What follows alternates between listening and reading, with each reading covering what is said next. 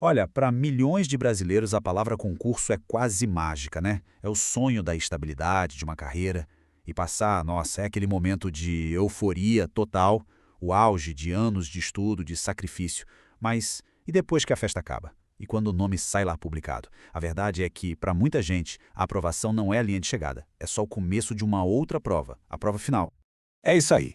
Vamos combinar uma coisa. Ver o nome no Diário Oficial é incrível, mas nem sempre garante a posse de cara. Sabe, entre a aprovação e o primeiro dia de trabalho, existe um verdadeiro canto minado jurídico. É cheio de regra, prazo, cada reviravolta que acaba levando o candidato de volta para os tribunais. Só que dessa vez, não é para resolver questão de prova, é para resolver a própria vida num processo bem real. Então, para a gente entender esse quebra-cabeça, vamos seguir um caminho. Primeiro, vamos falar da regra de ouro, aquela que manda em tudo. Depois, a gente explora aquela aposta arriscada que é adiar a posse. Aí, vamos ver como a espera pode virar um direito, de uma hora para outra. A gente também precisa entender até onde os tribunais podem ir. E no final, claro, a gente junta tudo e vê o que dá para aprender com essa história toda. E olha, tudo, absolutamente tudo, começa e termina com um único documento. Pensa nele como a constituição do concurso. Ignorar esse documento é o primeiro passo para dar tudo errado, mesmo depois de já ter passado na prova. Então, vamos direto ao ponto. O edital é a lei do concurso. Acabou. Não é só um guiazinho, um anúncio de vagas, nada disso. Juridicamente falando, ele é um contrato que tem força de lei. O que isso quer dizer na prática? Que cada vírgula, cada prazo ali tem que ser seguido à risca.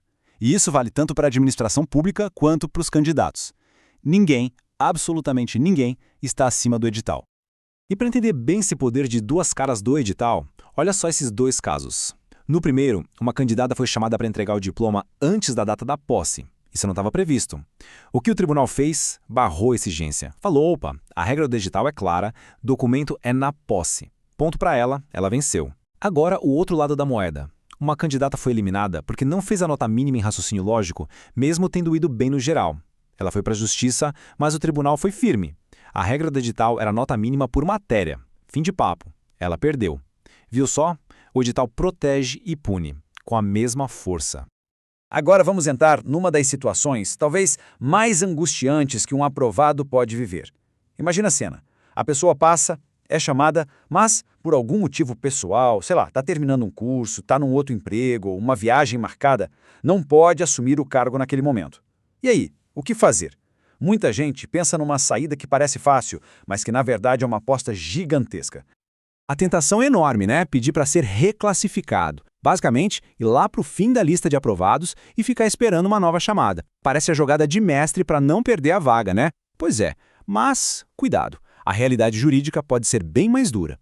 Olha só o que aconteceu com um candidato para agente socioeducativo. Ele pediu exatamente isso, para ir para o fim da fila. A administração falou não e o tribunal concordou. E o motivo? Ele de novo, o edital. A possibilidade de pedir para ir para o fim da fila simplesmente não estava escrita lá. E a lógica é clara, se não está no edital, não é um direito do candidato. Fim. Mas agora a coisa fica mais interessante. E quando o edital permite essa jogada de ir para o fim da fila? Bom, teve um caso de um candidato para soldado da PM. Ele estava lá na posição 374, usou essa opção e foi parar em 1315. Um tempo depois, bateu arrependimento. Ele entrou na justiça querendo voltar para a posição original. E a resposta do tribunal foi um sonoro não. E o porquê disso? É fascinante. O tribunal usou um princípio do direito com nome chique em latim, venire contra factum proprium. Traduzindo do juridiquês, ninguém pode se comportar de forma contraditória. Você não pode ir contra uma atitude que você mesmo tomou antes. Pensa bem, ao pedir para ir para o fim da fila, o candidato tomou uma decisão consciente. Tentar voltar atrás depois não é só contraditório e ia criar um caos, uma baita insegurança para todo mundo que estava na lista. A decisão foi clara. Escolheu? Tá escolhido. É um caminho sem volta. Ok, vamos mudar de lado agora. A gente falou de quem passa e não pode assumir e quem está lá, no cadastro de reserva, esperando ansiosamente por uma vaga. A vida dessa galera é uma montanha-russa, né? Mas, às vezes, acontece uma coisa totalmente inesperada que vira o jogo de cabeça para baixo. Pega o caso do Juliano Guimarães. Ele passou para investigador da Polícia Civil na posição 148. Sabe até que número chamaram na primeira leva? 147. Por 1. Imagina a agonia. Nesse momento, para o direito, ele tinha o que a gente chama de mera expectativa de direito. Ou seja, a administração não tinha obrigação nenhuma de chamar ele. Era só uma esperança. Só que aí vem a reviravolta. Um outro candidato, lá da frente, o número 55, que já tinha sido nomeado e tudo, foi lá e formalizou a desistência dele. Um ato simples, de uma única pessoa, mas que gerou uma onda jurídica que mudou completamente o destino do nosso candidato número 148. E aqui está o pulo do gato, a mágica do direito.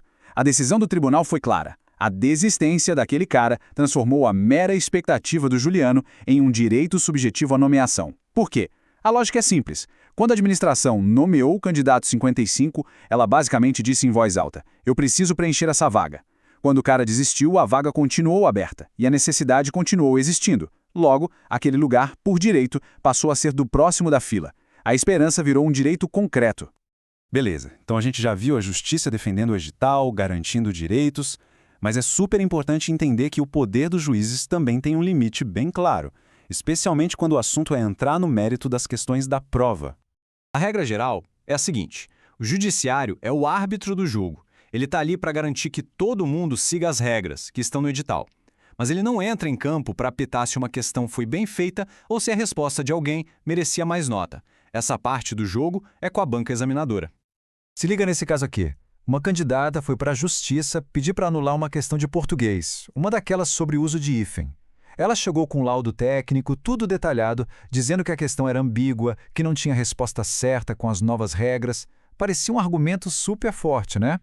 Mas o pedido foi negado. O tribunal se baseou numa decisão do STF, do Supremo, que equivale para todo mundo e que define essa fronteira. A justiça só pode anular uma questão de prova em duas situações. Ou tem uma ilegalidade óbvia, ou um erro grosseiro. O que é um erro grosseiro? É algo tão absurdo, tão na cara, que nem precisa ser um especialista para ver que está errado. Fora disso, o conteúdo da prova é território da banca. E ponto final. Então tá. Depois de passar por todos esses casos, o que fica de lição? Quais seriam as regras de ouro para sobreviver nesse mundo complicado que vem depois da aprovação?